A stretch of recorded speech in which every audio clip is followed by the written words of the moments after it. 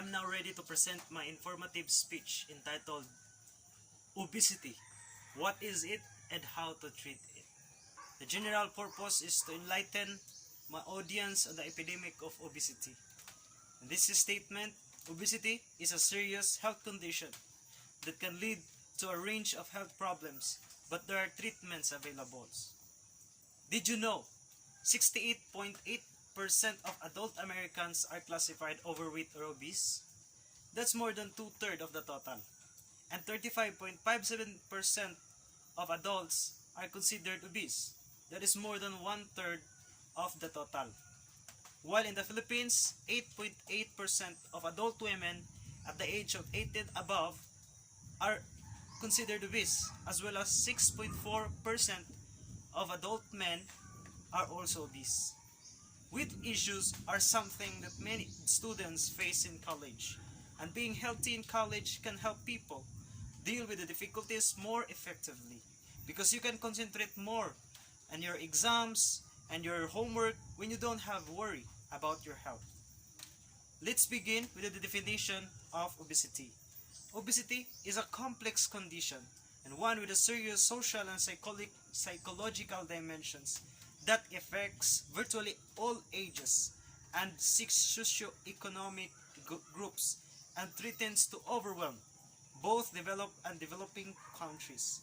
A college student must argue with a buffet-style dining halls and easily accessible and healthy food such as Pizza Hut, sugar-sweetened beverages like sodas, fruit drinks, sports drinks. Fruit juice is not exempted. No more than small amount per day. Refined grains like white bread, white rice, white pasta, and sweets. Potatoes, even though it's a baked or fried. And last is red meat, or beef, lamb, and processed meats. But we don't eat pork meats, or pork. According to the World Health Organization, the official definition of obese is having BMI greater than or equal 29%. Obesity and overweight, for example, this 5'10" male with average height of 5'10" and with a weight of with a pounds of 160 pounds. So when you divide it and follow the formula of how to get the BMI, it will end to 23.0.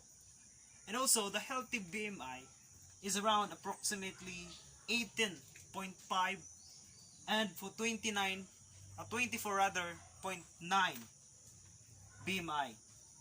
But if the 5'10" and then a 5'10" male and then his pounds is around 2,000 or 230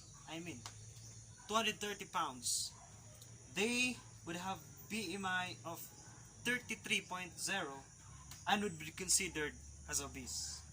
The major risk factor for non-communicable disease such as cardiovascular diseases, diabetes, musculoskeletal disorders, and cancers, including endometrial, breast, ovarian, prostate, liver, gallbladder, kidney, and colon cancers, breathing difficulties, and increase a risk of fractures, hypertensions, early markers or cardiovascular disease, insulin resistance, and psychological effects.